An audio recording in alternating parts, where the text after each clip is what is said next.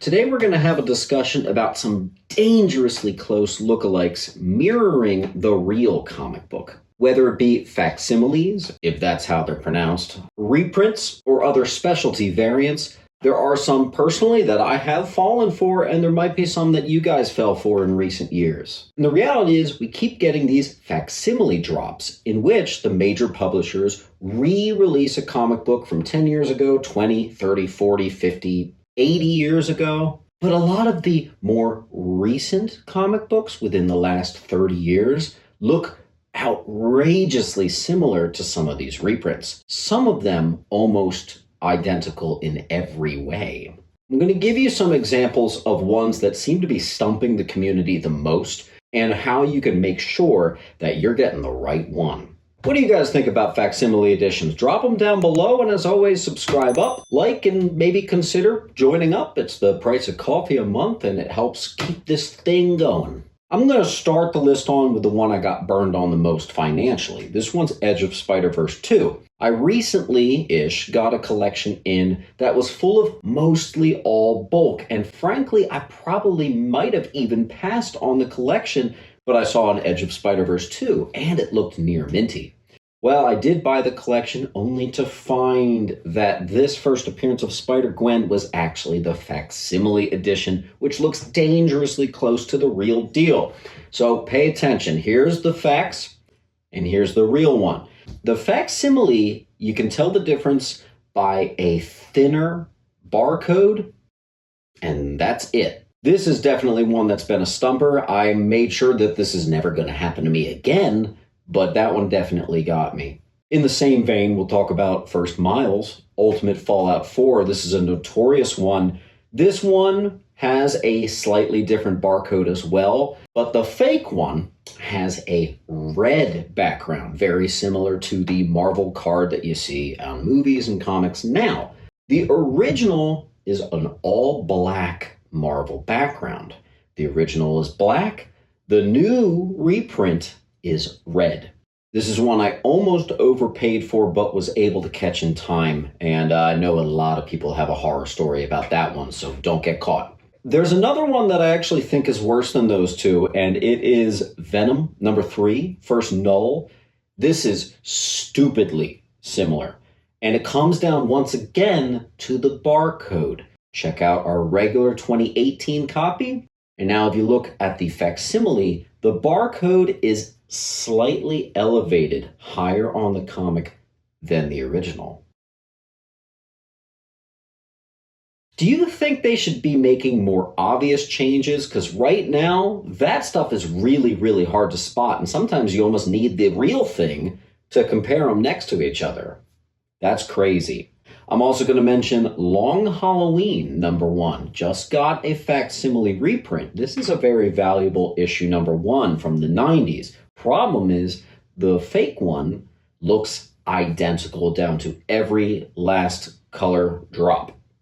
You actually have to take it out, spin it around, and you have to look at the back because it has a thinner barcode than the one from the 90s. Only if it's the thicker barcode on the back of this thing will you ever be able to tell that that's the real one.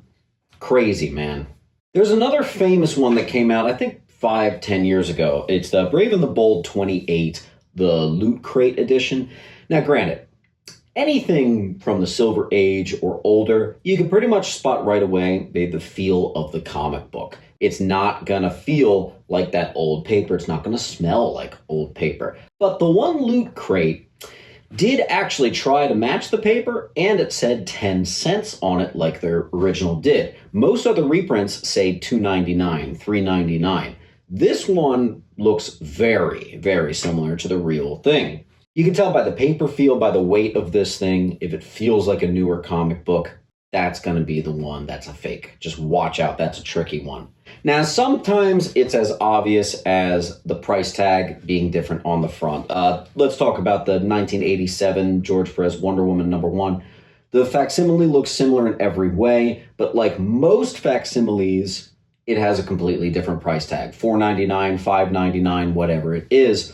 But some of them are hard to spot when the price is very small font, like a lot of the Copper Age DC stuff, very fine font. So just keep an eye out. All right, I got to bring up Vengeance of Bane #1. A very recent facsimile, looks identical in every way. There's nothing on the cover that's different. It comes down to knowing that the original was a square-bound book. I'm actually looking to see if I've got any.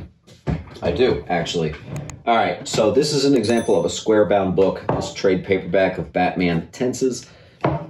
There you go. See how it's got that square back? That's what you want to see. That facsimile copy folds out like a regular standard comic book. And that's really the only difference. Same with Gotham by Gaslight. They do facsimile for like dollar bin books sometimes, honestly, if it's a classic story enough. So you got to watch out. It's going to feel like a new book on that one. I also wanted to mention sometimes when you get a facsimile or some sort of reprint that actually adds value. So check it out.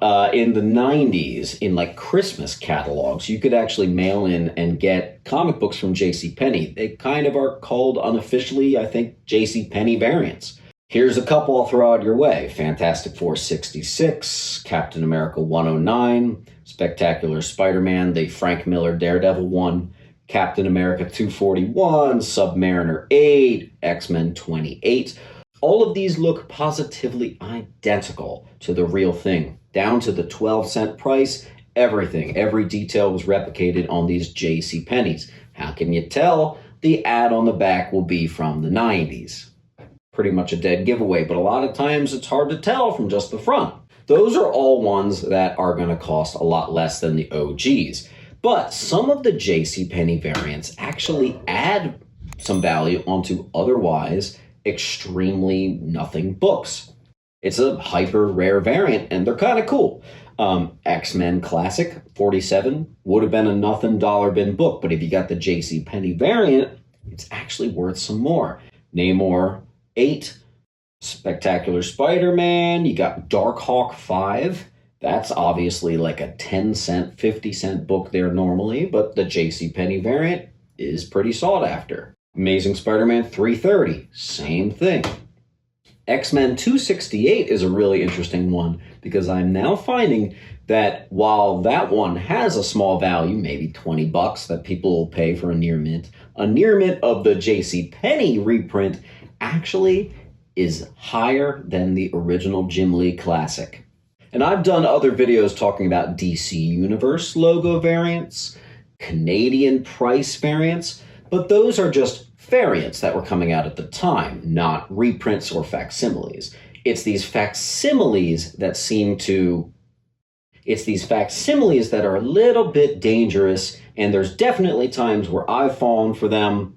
Venom 3, I got really excited when it got the 9.8 only to find, oh, what's that say? It's the facsimile.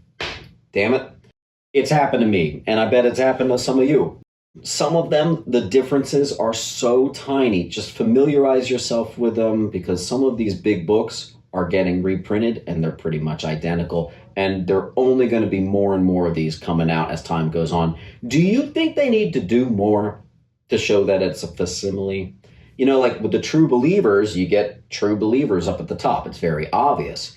Maybe facsimile needs to say facsimile somewhere on the cover. I don't know. Something to discuss down below. As always, keep on hunting, stay smart, and I'll see you at the next video.